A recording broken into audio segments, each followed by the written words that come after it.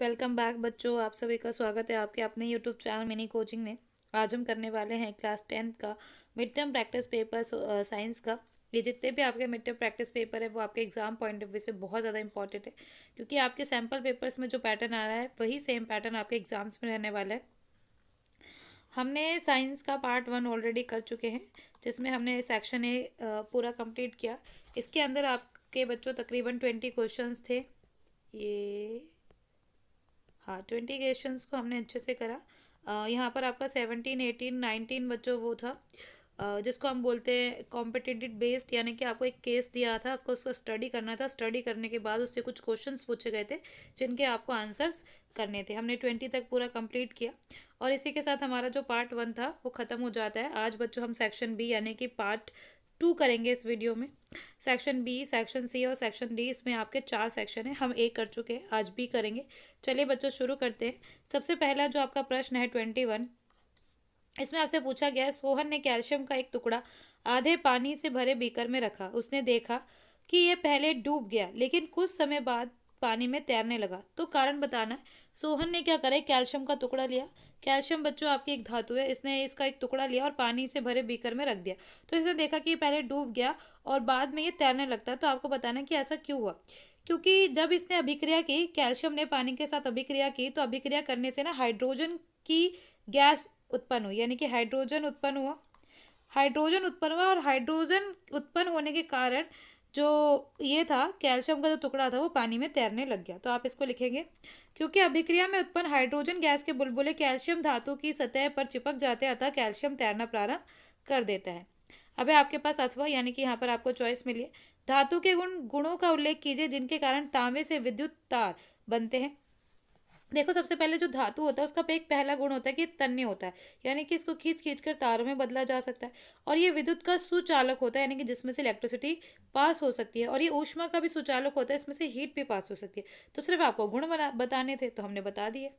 अब है आपका प्रश्न संख्या 22, जिसमें आपसे बोला गया है प्रतिवर्ती क्रियाएं और प्रतिवर्ती चाप किसे कहते हैं। इसमें रिफ्लेक्स एक्शन बताने कि रिफ्लेक्स एक्शन और रिफ्लेक्स आर क्या होती है। रिफ्लेक्स एक्शन एक ऐसे एक्शन होते हैं जो किसी भी स्टिमुली के प्रति रिएक्ट करते हैं, और ये चीज़ें हमें अन्यास ही हो जाती है, यानी कि अचानक ही हो जाती है। जैसे कि छींक आना, ठीक है, अब डस्ट गई नाक के अंदर और जरा सी तुरंत छींक आ जाती है। यानी किसी भी चीज़ के प्रति हमारा जो शरीर जो रिएक्ट करता है उसी को रिफ्लेक्स एक्शन कहते हैं, प्रतिवर्ती क्रिया कहते हैं। तो आप इसमें लिख सकते हो छींकना, खांसना, ठीक है। तो ये होते हैं आपके प्रतिवर्ती क्रिया। प्रतिवर्ती चाप क्या होती है। प्रतिवर्ती चाप उन क्रियाओं को कहते हैं, संकेतों का पता लगाने और निर्गम क्रियाओं को करने के लिए संवेदी तंत्रिका कोशिका और प्रेरित तंत्रिका कोशिका मेरुरज्जु के साथ मिलकर एक पथ का निर्माण करती है। हमारी जो तंत्रिका कोशिका होती है, यानी कि जो न्यूरॉन सेल होते हैं, और ये क्या करती है, मेरुरज्जु यानी कि हमारे जो मस्तिष्क के साथ मिलकर एक पथ का एक पथ यानी कि एक पाथ का निर्माण करती है, एक रास्ते का निर्माण करती है। और इसी को हम क्या कहते हैं, प्रतिवर्ती चाल कहते हैं। यानी हमारी जो तंत्रिका कोशिका होती है वो मेरुरज्जु यानी कि हमारे मस्तिष्क के साथ मिलकर एक पथ का निर्माण करती है। इसी जो पथ हुआ है इसी को ही हम प्रतिवर्ती चाप कहते हैं। अब है प्रश्न संख्या 23। प्रश्न संख्या 23 में आपसे पूछा गया, 4 पोषी स्तर वाली एक खाद्य श्रृंखला का एक प्रवाह चार्ट बताना है। बच्चों, प्रवाह चार्ट का मतलब ये होता है कि आपको एक फ्लो चार्ट बनाना है। अब आप फ्लो चार्ट किस तरह से बनाएंगे, तो यहाँ पर 4 पोषी स्तर पूछे, तो सबसे पहले आप इसको इस तरह से करेंगे, एक टेबल बनाएंगे। आपको जैसे मना है वैसे कर सकते हैं। यहाँ पर सबसे पहले होते हैं उत्पादक, यानी कि जो किसी चीज़ को प्रोड्यूस करते हैं, जैसे कि हो गई घास या हरे पेड़ पौधे। उसके बाद होंगे इसके फर्स्ट ईटर। फर्स्ट ईटर वो होते हैं जो सबसे पहले घास को खाते हैं। तो 4 स्तर पूछा है, तो हमारा जो पहला हो गया वो हो गया घास, ये हमारा पहला हो गया। दूसरा, घास को कौन खाता है, टिड्डा खाता है, तो मैं यहाँ लिख देती हूँ, टिड्डा ने घास खाई। फिर टिड्डे को कौन खाएगा, मेंढक खाएगा। ये हमारा सेकंड ईटर्स होते हैं, यानी कि सेकंड उपभोक्ता। मेंढक खाया, फिर उस मेंढक को किसने खाया, सांप ने खाया, ये हमारे थर्ड होते हैं। तो आप इस तरह से बना सकते हैं, सबसे पहले घास होगी, फिर टिड्डा घास को खाएगा, मेंढक टिड्डे को खाएगा और सांप मेंढक को खाएगा। इस तरह से 4 पोषक स्तर बन चुका है बच्चों। और जैसे जैसे ट्रांसफर होता है 10-10-10-10%, इसका जो पोषक तत्व है इसमें 10% ट्रांसफर होगा, इसका जो पोषक तत्व है इसमें 10% ट्रांसफर होगा, इसका जो पोषक तत्व है वो इसमें 10% ट्रांसफर होगा। इस तरह से चलता रहता है। अब है आपका प्रश्न संख्या 24, जिसमें आपसे पूछा गया है लोहे की वस्तु को जंग लगने से बचने के लिए यशद लेपन विधि किस प्रकार कार्य करती है। तो उन्होंने बताया, पूछा गया है कि जो लोहे की वस्तु पे जो जंग लगती है उस पे हम जो यशद लेपन करते हैं। अब आप पूछेंगे कि मैम यशद लेपन क्या होता है। यशद लेपन एक ऐसी प्रक्रिया है जिसमें हम किसी भी धातु पर यानी कि लोहे के ऊपर हम क्रोमियम की परत चढ़ा देते हैं। उस प्रक्रिया को यशद लेपित करते हैं ताकि उसके ऊपर जंग ना लगे और वो खराब ना हो। तो यहाँ पर पूछा गया है कि वो खराब क्यों नहीं होती, मतलब वो कार्य कैसे करता है। तो आप ये लिखेंगे कि लोहे में ना क्रोमियम मिला देते हैं, लोहे के अंदर क्रोमियम मिक्स कर देते हैं, एक मिश्र धातु बना देते हैं। जब लोहे को ना क्रोमियम के साथ मैच करते हैं, क्रोमियम में मिलाते हैं, तो ये एक स्टेनलेस स्टील बन जाता है। स्टेनलेस स्टील एक ऐसी धातु का निर्माण होता है, एक ऐसी धातु बन जाती है जिसपे आसानी से जंग नहीं लगती है, जिसपे किसी भी प्रकार से जल्दी से जंग नहीं लगती। तो ये इस तरह काम करती है। तो आप लिखोगे यशद लेपन क्रिया में लोहे के में क्रोमियम को मिला देते हैं, जिसकी वजह से ये स्टेनलेस स्टील बन जाता है और स्टेनलेस स्टील पे जल्दी से जंग नहीं लगती। अब यहाँ पर आपसे इसमें आपको चॉइस मिली, अब यहाँ पर अथवा आ गया, तो बच्चों आपके पास चॉइस है कि आप तो ये करें या फिर ये। थेरमेट अभिक्रिया किसे कहते हैं, इस अभिक्रिया का क्या उपयोग है। तो आपको बताना है थेरमेट अभिक्रिया किसे कहते हैं और इसका उपयोग क्या है। जो थेरमेट अभिक्रिया एक ऐसी अभिक्रिया होती है जिसमें आयरन ऑक्साइड के साथ आयरन ऑक्साइड के साथ, जिसको मैं इस तरह से लिख सकती हूँ, आयरन ऑक्साइड के साथ हम किसकी अभिक्रिया करवाते हैं, एल्युमिनियम की अभिक्रिया कराते हैं। जब हम आयरन ऑक्साइड के साथ एल्युमिनियम की अभिक्रिया कराते हैं तो इस अभिक्रिया को हम थर्मेट अभिक्रिया कहते हैं। अब यहाँ पर आपको बताना है कि इस अभिक्रिया का क्या उपयोग है। इसका उपयोग यह है कि ये रेल की पटरियों को जोड़ने का काम आती है, मशीनी पुर्जों की दरारों को जोड़ने के लिए काम आती है। जो रेल पटरी की दरारें होती है उनको भरने के लिए थर्मेट अभिक्रिया का प्रयोग किया जाता है। तो मैं दोबारा बता रही हूँ, रेल की पटरियों की दरारों को भरने के लिए, मशीनरी पुर्जों को जोड़ने के लिए, उनकी दरारों को भरने के लिए थर्मेट अभिक्रिया का प्रयोग किया जाता है। इसमें आयरन ऑक्साइड के साथ एल्युमिनियम की अभिक्रिया कराई जाती है। किसके साथ, आयरन ऑक्साइड के साथ एल्युमिनियम की अभिक्रिया करवाई जाती है। अब है आपका प्रश्न संख्या 25। प्रश्न संख्या 25 में बच्चों आपसे पूछा गया है मानव शरीर में ऊर्जा प्रदान करने के लिए ग्लूकोज के ऑक्सीकरण विखंडन की के दो विभिन्न तरीकों को लिखिए। तो मानव शरीर में विखंडन के वैसे 3 तरीके होते हैं। मतलब वैसे तो होते तो 3 है विखंडन के, पर यहाँ मानव शरीर में पूछा तो मानव शरीर में 2 ही होते हैं। जो तीसरा वाला होता है वो यीस्ट में होता है। जैसे आपका आटा वो भटूरे भटूरे स्पंजिस हो जाते हैं ना, वो यीस्ट में होता है। तो आपको मानव शरीर में 2 ही तरह के होते हैं, एक होता है ऑक्सीजन के अभाव में और एक होता है ऑक्सीजन की उपस्थिति में। ऑक्सीजन के अभाव में होता है बच्चों हमारी जो पेशीय मसल होती है, जिसको हम बोलते हैं पेशी कोशिका, यानी कि हमारी मस्कुलर सेल में होता है। और दूसरा होता है माइटोकॉन्ड्रिया में। जो ऑक्सीजन के अभाव में होता है वो हमारी मस्कुलर सेल में होता है, यानी कि पेशी कोशिका में। और जो ऑक्सीजन की उपस्थिति में होता है, मैं प्रेजेंट के लिए प्लस बना रही हूँ और माइनस के लिए मैं नेगेटिव बना रही हूँ, वो होता है माइटोकॉन्ड्रिया में। इसमें क्या होता है, इसमें CO2 कार्बन डाइऑक्साइड प्लस इसका विखंडन किस तरह से होता है, जो आपका ग्लूकोज है उसका विखंडन होगा carbon dioxide water plus energy, यानी कि ऊर्जा के रूप में होता है। और हमारी मस्कुलर जो सेल होती है उसमें किस तरह से होता है, उसमें ऑक्सीजन का बिल्कुल अभाव होता है। तो उसमें ये टूटता है लैक्टिक एसिड में। किस में टूटता है बच्चों, मैं लिख के दिखा देती हूँ। लैक्टिक एसिड में टूटता है। फिर आपको मिलता है एनर्जी, ठीक है, एनर्जी मिलेगी। और उसके बाद आपको मिलेंगे 3 कार्बन अणु, यानी कि 3 आपको कार्बन के अणु मिलेंगे, यौगिक मिलेंगे। आई होप आपको ये क्लियर हुआ हो। मैं आपको दोबारा बता रही हूँ, मानव शरीर में ऊर्जा प्रदान करने के लिए ग्लूकोज का ऑक्सीकरण दो तरीके पूछे तो मानव में तो 2 होते हैं। एक होता है उपस्थित ऑक्सीजन के अभाव में, एक होता है ऑक्सीजन की उपस्थिति में। ऑक्सीजन के अभाव में होता है हमारी पेशीय कोशिका में और ऑक्सीजन की उपस्थिति में होता है माइटोकॉन्ड्रिया में, ठीक है। और एक होता है जो इसमें पूछा नहीं पर आप बता देना, एक जो तीसरा होता है वो होता है ऑक्सीजन होता है पर कम मात्रा में होता है, तो ये होता है यीस्ट में। अब है आपका इसमें अथवा वाला क्वेश्चन, तो यहाँ पर भी आपको चॉइस मिले बच्चों। जलीय जीवों में सांस लेने की दर स्थलीय जीवों की तुलना में अधिक तेज क्यों होती है। जो भी बच्चों जलीय जीव होते हैं ना, वो जल के अंदर जितना भी ऑक्सीजन विलय होता है या मिला हुआ होता है उसी को ग्रहण करते हैं। अभी क्या करते हैं, मछली जो होती है यानी जो जलीय जीव होते हैं वो अपने मुंह के द्वारा जल लेते हैं, यानी अपने मुंह के द्वारा जल को ग्रहण कर लेते हैं। फिर उसको क्या करते हैं, फोर्सफुली यानी कि बलपूर्वक वो उसे अपने क्लोम, उनके शरीर के अंदर एक क्लोम पार्ट होता है, क्लोम तक पहुंचाते हैं। जहाँ क्या करते हैं, क्लोम का विलय होता है, यानी ऑक्सीजन जो होता है उनके शरीर में मिल जाता है और वो बहुत तेजी से ऑक्सीजन को ग्रहण करने लग जाते हैं। तो आप ये लिखेंगे जितने भी जलीय जीव होते हैं वो जल के अंदर जो ऑक्सीजन मिला होता है उसी के द्वारा ऑक्सीजन को ग्रहण करते हैं। वो ऑक्सीजन को पहले अपने क्लोम तक ले जाएंगे, फिर उसके जरिए बलपूर्वक उस क्लोम को ऑक्सीजन, उस जल को ऑक्सीजन में रूपांतरित करेंगे और फिर तेजी से वो ऑक्सीजन को ग्रहण करना शुरू कर देते हैं। अब है आपका प्रश्न संख्या 26। अब यहाँ पर आपसे बच्चों पूछा गया है, आपको एक डायग्राम नजर आ रहा होगा बच्चों, यहाँ पर वाटर और ये प्लांट बना हुआ है। दिए गए आरेख में पादप की जड़ और प्रवाह द्वारा गति के संबंध में कौन सा गुण दिखाया गया है?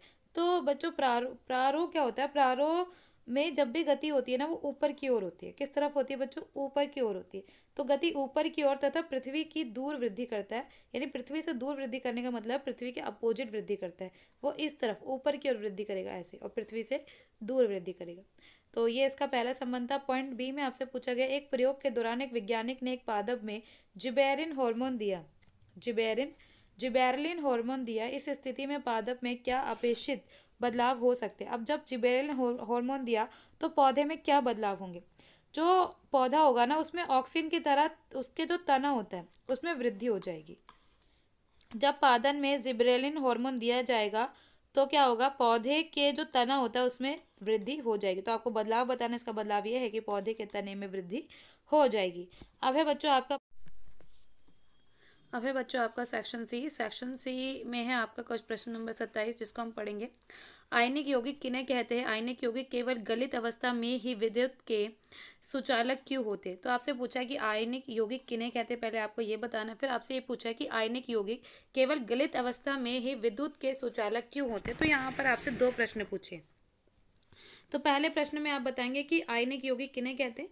धातु और अधातु में इलेक्ट्रॉन के स्थानांतरण से बने, यानी कि धातु मेटल और नॉन मेटल में जो स्थानांतरण होता है यौगिकों का, इलेक्ट्रॉन का, उन इलेक्ट्रॉन के स्थानांतरण से जो यौगिक बनते हैं उन्हीं को हम आयनिक यौगिक यानी कि आयनिक यौगिक कहते हैं, या फिर वैद्युत संयोजक भी कहा जाता है उनको। यानी कि धातु और अधातु के इलेक्ट्रॉनों के आदान प्रदान को या स्थानांतरण से जो यौगिक बनते हैं उसको हम आयनिक यौगिक कहते हैं या फिर वैद्युत यौगिक कहते हैं। आयनिक यौगिक केवल गलित अवस्था में ही विद्युत के सुचालक क्यों होते हैं? अभी हमसे आपसे दूसरा पॉइंट बोला है, क्योंकि जो आयनिक यौगिक होते हैं ना उनमें स्थिर वैद्युत आकर्षण बल बहुत कम होता है, और इतना कम होता है कि वो ऊष्मा के कारण कमजोर पड़ जाता है। इसीलिए जो आयंस होते हैं वो पानी के अंदर यानी कि गलित अवस्था में गमन करने के लिए एकदम से स्वतंत्र रूप में काम करते हैं।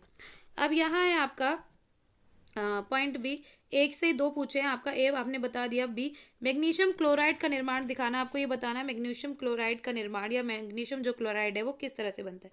तो बच्चों मैं आपको लिख के बताऊंगी कि मैग्नीशियम क्लोराइड किस तरह से इसका निर्माण होता है। तो हम इसको शुरू करते हैं। 1 मिनट बच्चों, तो मैं आपको यहाँ पर लिख के दिखाती हूँ। आप देखिए मैग्नीशियम क्लोराइड का निर्माण कैसे होता है। पहले हम ले लेंगे मैग्नीशियम, ठीक है। इसके जितने भी अंदर इसके संयोजकता है 2, 8, 2। फिर ये मैग्नीशियम के अंदर जितने आयंस है 2+ आयंस है इसके अंदर, यानी कि 2 धन है और 2 नेगेटिव है। इसके अंदर जो है इलेक्ट्रॉन्स वो 2 और 8 है। अब हम क्लोराइड ले लेंगे क्योंकि हमें मैग्नीशियम क्लोराइड का निर्माण करना है। ये है नेगेटिव, इसके इलेक्ट्रॉन है और ये हो गया क्लोराइड नेगेटिव यानी ऋण आयन। अब हमें क्या करना है? Mg मैग्नीशियम 2 डॉट, ये दिखा रहे हैं आपकी संयोजकता हो रही है क्लोराइड 7, इसमें ऋण आयन होते हैं। फिर इस तरह से क्लोराइड का इसमें भी 7 ऋण आयन होते हैं। ये 2 इधर, 2 इधर, 2 इधर, 2 इधर और 1 इधर। अभी आपको प्रोडक्ट क्या देगा? ये देगा आपको मैग्नीशियम 2+, फिर आप यहाँ लिखेंगे मैग्नीशियम, ये इधर चल रहा मैग्नीशियम, इस तरफ से क्रॉस क्रॉस क्रॉस क्रॉस बना देंगे। ये जितने भी क्रॉस है ना ये आपके दिखा रहे हैं कि मैग्नीशियम ऋणायन किस तरह से होते हैं। बच्चे आप चिंता मत करिए, मैं इसके जितने भी सॉल्यूशंस है आपको वीडियो के एंड में आपको प्रोवाइड करवा दूंगी। अब यहाँ पर प्रश्न संख्या 28 है, जिसमें आपसे पूछा गया रेडॉक्स अभिक्रियाएं किन्हें कहते हैं। तो आपको बताना है रेडॉक्स अभिक्रिया। यहाँ पर आपसे 2 पूछे, ए और बी। पहले में रेडॉक्स अभिक्रिया। रेडॉक्स अभिक्रिया एक ऐसी अभिक्रिया होती है जिसमें अभिक्रिया के दौरान एक तरफ तो ऑक्सीजन बढ़ रहा होता है और दूसरी तरफ ऑक्सीजन घट भी रहा होता है, और एक तरफ हाइड्रोजन बढ़ रहा होता है और हाइड्रोजन घट रहा होता है। यानी कि एक ऐसी अभिक्रिया जिसमें अपचयन और उपचयन दोनों ही क्रियाएं एक साथ होती है, इस अभिक्रिया को रेडॉक्स अभिक्रिया कहते हैं। तो पहला वाला हो गया। अब यहाँ पर आपसे इसका बी पूछा हुआ है, कॉपर सल्फेट के विलयन में जिंक डालने पर निम्नलिखित अभिक्रिया होती है। इस अभिक्रिया में उपचायक ऑक्सीकारक को पहचानिए, लेबल कीजिए। आपको अपचायक पहचानना है। अपचायक बच्चों वो होता है जिसमें ऑक्सीजन की ह्रास होता है। क्या होता है बच्चों? ऑक्सीजन का ह्रास होता है। तो आप यहाँ पर देख रहे हैं, जो यहाँ पर कॉपर अकेला है और यहाँ पर कॉपर के साथ ऑक्सीजन था, तो यहाँ पर क्या हो गया? ह्रास हो गया। तो आपका जो अपचायक है वो है ये कॉपर सल्फेट, और यहाँ पर कॉपर से ऑक्सीजन का अपचयन हो गया, यानी कि ह्रास हो गया। प्रश्न संख्या 29, डॉक्टर एक सफ़ेद पाउडर ए का उपयोग करता है जिसे पानी में मिलने पर यौगिक बी प्राप्त होता है, जो टूटी हड्डी को उसी स्थिति में बनाए रखने से ठीक जल्दी होने के उपचार में मदद करता है। यौगिक ए और बी का नाम लिखिए। आपके पास दो कंपाउंड थे, दोनों को मिलाने पर एक ऐसा कंपाउंड बना जो हड्डी को ठीक करने में हमारी मदद करता है। तो हमें पहचानना है कि हमारा ए कंपाउंड और बी कंपाउंड क्या है और उसके नाम क्या है। तो जो हमारा ए कंपाउंड है वो है हमारा जिप्सम, और जो हमारा बी कंपाउंड है वो है हमारा कैल्शियम। बच्चों मैं दोबारा बोल रही हूँ, ए कंपाउंड हमारा कैल्शियम है, बी कंपाउंड हमारा जिप्सम है, या फिर आप ए को जिप्सम बी को कैल्शियम, दोनों ही वही है, जिप्सम और कैल्शियम है, और ये दोनों मिलकर प्लास्टर ऑफ पेरिस बनाते हैं, पीओपी। यौगिक ए के कोई दो अन्य उपयोग बताइए। पहला उपयोग तो इन्होंने बता रखा है कि टूटी हुई हड्डी को जोड़ता है। दूसरा उपयोग इसका ये हो सकता है कि इससे खिलौने बनाए जा सकते हैं, सजावट का सामान बनाया जा सकता है। और प्लास्टर ऑफ पेरिस का मैं फॉर्मूला ही बता देती हूँ, इसमें पूछा नहीं है, फिर भी आप लिख लीजिए। CaSO4.1/2H2O, तो ये बन जाता है आपका प्लास्टर ऑफ पेरिस। अब यहाँ पर आपको चॉइस मिली है अथवा, तो अब यहाँ से पूछा है क्लोर क्षार प्रक्रिया किसे कहते हैं। क्लोर क्षार प्रक्रिया आपको बतानी है क्या होती है, इस प्रक्रिया में कौन कौन से उत्पाद बनते हैं और इस प्रक्रिया के दौरान कौन कौन से दो नए प्रोडक्ट बनते हैं। इन उत्पादों के उपयोग भी लिखिए और जो प्रोडक्ट बनते हैं उनके उपयोग क्या है। तो सबसे पहले आप बताएंगे क्लोर क्षार प्रक्रिया क्या होती है। सोडियम क्लोराइड के जलीय विलयन से विद्युत प्रभावित करने पर, जो सोडियम क्लोराइड होता है, सोडियम क्लोराइड का जो जलीय विलयन होता है, यानी सोडियम क्लोराइड का जो लिक्विड सॉल्यूशन होता है, उसके अंदर हम जब इलेक्ट्रिसिटी को प्रवाहित करते हैं तो उससे क्या होता है, ये टूट जाता है। सोडियम क्लोराइड जो होता है वो टूट जाता है, और टूटने पर ये जो टूटता है वियोजित होकर सोडियम हाइड्रोक्साइड में उत्पन्न करता है। क्या उत्पन्न करता है? सोडियम हाइड्रोक्साइड उत्पन्न करता है, और इसी प्रक्रिया को क्लोर क्षार प्रक्रिया कहते हैं। मैं दोबारा बताती हूँ, सोडियम क्लोराइड का जो जलीय विलयन होता है, जब इसमें विद्युत प्रवाहित करते हैं, यानी इलेक्ट्रिसिटी पास करते हैं, तब ये टूट जाता है। अब ये टूटता किसमें? सोडियम हाइड्रोक्साइड में ये टूटता है। अभी जो सोडियम हाइड्रोक्साइड उत्पन्न करता है, इसी को हम क्लोर क्षार प्रक्रिया कहते हैं। अब इस प्रक्रिया में कौन कौन से उत्पाद बनते हैं बच्चों? इस प्रक्रिया में दो उत्पाद बनते हैं। पहला तो आपका क्लोरीन बनता है और दूसरा बनता है आपका सोडियम हाइड्रोक्साइड। क्लोर क्षार प्रक्रिया के अंदर सोडियम क्लोराइड को विद्युत प्रवाह द्वारा तोड़ा जाता है, तोड़ने पर क्लोरीन अलग हो जाता है, सोडियम हाइड्रोक्साइड अलग हो जाता है। तो जो उत्पाद बने, पहला उत्पाद था आपका क्लोरीन और दूसरा था सोडियम हाइड्रोक्साइड। इन उत्पादों के उपयोग भी लिखिए। क्लोरीन का जो उपयोग होता है वो पानी को स्वच्छ करने में किया जाता है, स्विमिंग पूल को साफ करने में इसका उपयोग किया जाता है। अब है आपका सोडियम हाइड्रोक्साइड का उपयोग बताना है आपको। इसका उपयोग कागज बनाने के लिए इसका उपयोग किया जाता है। आई होप आपको ये क्लियर हुआ हो। अब है प्रश्न संख्या 30। प्रश्न संख्या 30 में आपसे पूछा गया है पादपों में भोजन बनाने की प्रक्रिया का नाम बताना है। आपको उस प्रोसेस का नाम बताना है जिससे जो पादप होते हैं अपना भोजन का निर्माण करते हैं। जो पादप जिस प्रक्रिया द्वारा अपने भोजन का निर्माण करते हैं उस प्रक्रिया को प्रकाश संश्लेषण बोलते हैं, यानी कि फोटोसिंथेसिस उसका नाम है। इसकी तीन महत्वपूर्ण घटनाओं की व्याख्या कीजिए। जब प्रकाश संश्लेषण की प्रक्रिया हो रही होती है तो कौन सी तीन घटनाएं होती है आपको वो बताना है। सबसे पहले क्या होता है, जो क्लोरोफिल होती है, पत्तियों के अंदर जो हरा कलर होता है हम उसको बोलते हैं क्लोरोफिल। क्लोरोफिल क्या करती है? प्रकाश ऊर्जा को अवशोषित करती है। प्रकाश की जो ऊर्जा होती है उसको अवशोषित कर लेती है, यानी कि एनर्जी को, सूर्य के जो प्रकाश को अब्जॉर्ब कर लेती है। ये पहली घटना थी। अब दूसरी घटना वहां पर बच्चों क्या होती है? जो प्रकाश की जो ऊर्जा होती है वो होती है रासायनिक ऊर्जा। रासायनिक ऊर्जा का जो रूपांतरण होता है वो जल के अणुओं द्वारा, किसके द्वारा? जल के अणुओं द्वारा उसका यांत्रिक ऊर्जा में परिवर्तन होता है। किसमें होता है बच्चों? यांत्रिक या रासायनिक ऊर्जा में परिवर्तन उसका होता है। अब थर्ड पॉइंट क्या होगा इसका? कार्बन डाइऑक्साइड का कार्बोहाइड्रेट में अपचयन होता है। कार्बन डाइऑक्साइड जो होता है CO2, इसका क्या होता है? अपचयन होता है। अपचयन का मतलब होता है कि O2 को रिलीज कर दिया जाता है और कार्बन को रख लिया जाता है। O2 को रिलीज कर दिया जाता है। तभी तो देखते हैं प्रकाश संश्लेषण की अभिक्रिया द्वारा ऑक्सीजन बहुत ज्यादा रिलीज होता है, क्योंकि अपचयन हो रहा है, ह्रास हो रहा है किसका? O2 का, यानी कि ऑक्सीजन का उसमें ह्रास होता है। आई होप आपको ये क्लियर हुआ। अब है प्रश्न संख्या आपका 31। प्रश्न संख्या 31 में बच्चों आपसे पूछा गया निम्नलिखित आरेख ABC परिवर्तित किरण खींचकर जिसमें प्रकाश की किरण एक गोलाकार दर्पण पर आपतित होती है। साथ ही आरेख में दिए गए गोलाकार दर्पण के नाम भी दीजिए। तो आपको क्या बताना, नाम भी बताना। सबसे पहले ए है, बी है और सी है, इनके नाम बताने। जो है ए है बच्चों, वो है आपका अवतल लेंस। कौन सा लेंस है? अवतल दर्पण, सॉरी लेंस नहीं है, दर्पण। बी आपका उत्तल है, सी भी आपका उत्तल दर्पण है। तो ए में बताना है कि किस तरफ इमेज बनेगी। इस तरफ से आएगा तो ये जो रिफ्लेक्ट होके अनंत की ओर चला जाएगा, इन्फिनिटी की ओर चला जाएगा। इस तरफ से आएगा, रिफ्लेक्ट होके इन्फिनिटी की ओर चला जाएगा। अब है आपका उत्तल दर्पण। आपका जो बी और सी दोनों ही उत्तल दर्पण है।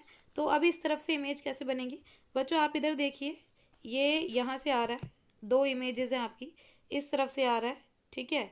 अब ये आया, यहाँ से जैसे आएगा ना, तो ये ऐसे ऐसे डॉट डॉट में ही जाएगा और ऐसे करके रिफ्लेक्ट हो जाएगा, और ऐसे ऐसे रिफ्लेक्ट हो जाएगा, और ये ऐसे रिफ्लेक्ट हो जाएगा, क्योंकि ये पीछे बन रही है ना इमेज। तो ये कैसी होती है? ये अनंत पर बनेगी, और ये आभासी और सीधा होता है, और बिल्कुल छोटा, अत्यंत छोटा होता है। ये अत्यंत छोटा होता है, ये थोड़ा छोटा होता है, और ये आभासी और सीधा होता है। ये भी इसी तरह बनेगी। आप ये देख रहे हैं, ये आएगी और ये इस तरह से ऐसे, ये नीचे की ओर आई है ना, फोकस पे हो रही है, तो ये भी इस तरह से परिवर्तित हो जाएगी ऐसे करके, और ये आभासी और छोटा होता है। आई होप आपको ये क्लियर हुआ हो। अब है आपका प्रश्न संख्या 32। इसमें आपसे पूछा गया है, एक व्यक्ति उत्तल लेंस वाले चश्मे का उपयोग कर रहा है। कौन से चश्मे का उपयोग करता है? उत्तल लेंस वाले चश्मे का वो व्यक्ति उपयोग कर रहा है। वह किस दृष्टि दोष से ग्रसित है? अगर कोई भी व्यक्ति उत्तल लेंस वाले चश्मे का उपयोग करता है तो वो दूरदृष्टिता से ग्रसित है, यानी कि जो उसकी दूर की आंखें वो खराब हो चुकी है। तो पहला क्वेश्चन आगे सिर्फ यही पूछा कि वो कौन से रोग से ग्रसित है, तो वो दूर दृष्टिता से ग्रसित है। उसकी जो दूर की आंखें है वो खराब हो चुकी है, और वो उत्तल लेंस का इस्तेमाल कर रहा है। उपरोक्त के आधार पर एक आरेख खींचना है। अब आपको इस पूरी गतिविधि पे एक आलेख बनाना है दोषपूर्ण नेत्र दिखाने के लिए। तो बच्चों मैं आपको थोड़ा जूम करके दिखाऊंगी। तो दोषपूर्ण नेत्र आप इस तरह से दिखाएंगे, ये दोषपूर्ण नेत्र है। आप इसको इस तरह से इसका डायग्राम बनाएंगे। फिर यहीं पर आपसे इसका पॉइंट बी पूछा हुआ था, जिसपे पूछा था लेंस के साथ सुधार दिखाने के लिए। लेंस के साथ आप किस तरह से सुधार दिखाएंगे? तो शोधन जो होगा वो इस तरह से होगा, ये इसके शोधन का है। आई होप आपको क्लियर हो रहा है कि ये लेंस का शोधन इस तरह से होगा। ये था आपका दृष्टि युक्त नेत्र का, ये था, और शोधन का ये। तो आप ये दोनों डायग्राम बना के आएंगे। अब यहाँ पर आपसे पूछा हुआ है, यदि यदि व्यक्ति द्वारा प्रयुक्त लेंस की जो फोकस दूरी 40 सेंटीमीटर है तो उसकी शक्ति क्या है? फोकस दूरी क्या है? तो जब भी हम किसी की लेंस की क्षमता नापते हैं, यानी कि पावर निकालते हैं, तो उसका फॉर्मूला होता है P इक्वल्स 1/f।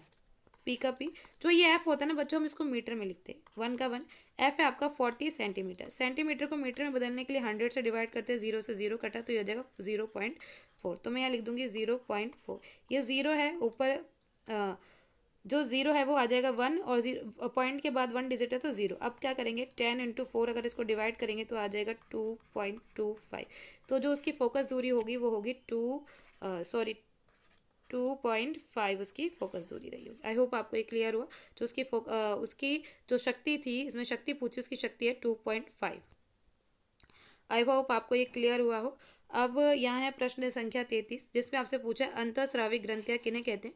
अंतःस्रावी ग्रंथियाँ ऐसी ग्रंथियाँ होती है जो क्या करती है, हार्मोन को स्रावित करती है। किसको स्रावित करती है? हार्मोन को। और हार्मोनों का हमारे शरीर में एक विशिष्ट कार्य है, जो हमारे शरीर की वृद्धि, विकास और हमारे शरीर को बढ़ाने में, हमारे शरीर की वृद्धि करने में, मजबूती के लिए बहुत ज़्यादा अनिवार्य है। तो अंतःस्रावी तंत्र में दिए गए आरेख का परीक्षण कीजिए। आप इसको देखिए। देखने के बाद तो आप यहाँ पर इसको देख रहे हैं, तो यहाँ पर आपसे पूछा गया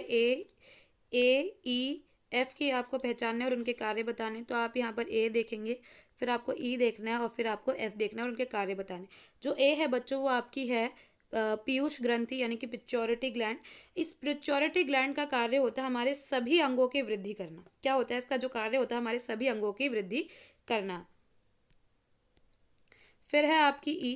तो ई है आपका जो है वो है अधिवृक्क ग्रंथि। कौन सी ग्रंथि है बच्चों? अधिवक्र ग्रंथि। फिर है आपका एफ। एफ है बच्चों आपकी अग्नाशय ग्रंथि। अग्नाशय ग्रंथि का काम होता है हमारा जो रुधिर होता है, यानी कि जो ब्लड होता है, उसके अंदर शर्करा को नियंत्रित करना।